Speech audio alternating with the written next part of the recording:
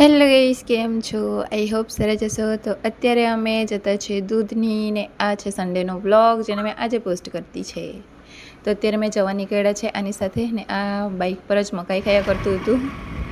ને આ જો અને હવે કહેવાની જરૂર નથી પડતી, જેવો કેમેરો ઓન થાય તેવો જ હાઈ કરવા ચાલુ થઈ જાય ને આજ મારા હસબન્ડ અહીંયા કહેતા હતા ને એના પછી અમે એક જગ્યાએ રોકાયા હતા અને એના પછી ધીમે ધીમે આવી ગયા અમે દૂધની ને આજે અમે મારા હસબન્ડના જે ફ્રેન્ડ છે એમના જોડે આવેલા હતા, બધા સાથે સાથે આવેલા હતા ને આ ઊંઘમાંથી ઉઠેલું હતું એટલે કંઈ બોલતું નથી હાલમાં,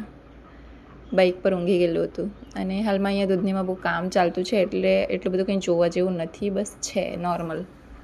અને આ ટાઈમે અમે બોટ સાઈડ ગયેલા હતા ને ત્યાં એક આ પપ્પી હતું જે મસ્ત દેખાતું હતું. હા જો એને મારા હસબન્ડ કહેતા હતા કે ચાલ હસી બતાવે, એમ ત્યાં હસવા લાગેલું એને જેવું કંઈ તેવું આ કરે આ જો.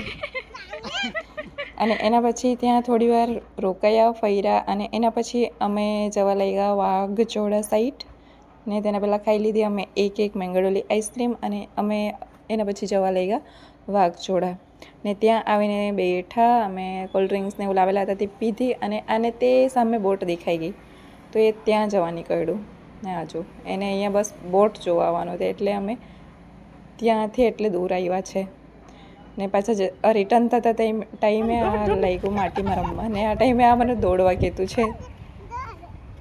એની સાથે મસ્તી કરવા ગયા એટલે એની સાથે મસ્તી કરતાં કરતાં અમે આવી ગયા મારા હસબન્ડ પાસે ને એના પછી અમે નીકળી ગયા પાછા ઘરના માટે.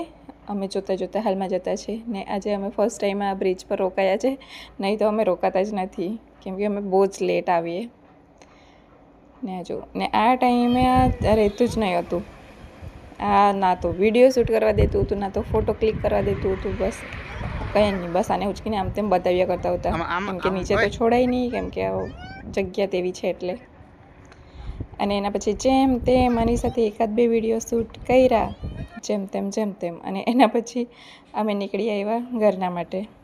તો બસ આજના માટે આટલું જ, મળીએ હવે બીજા બ્લોગમાં.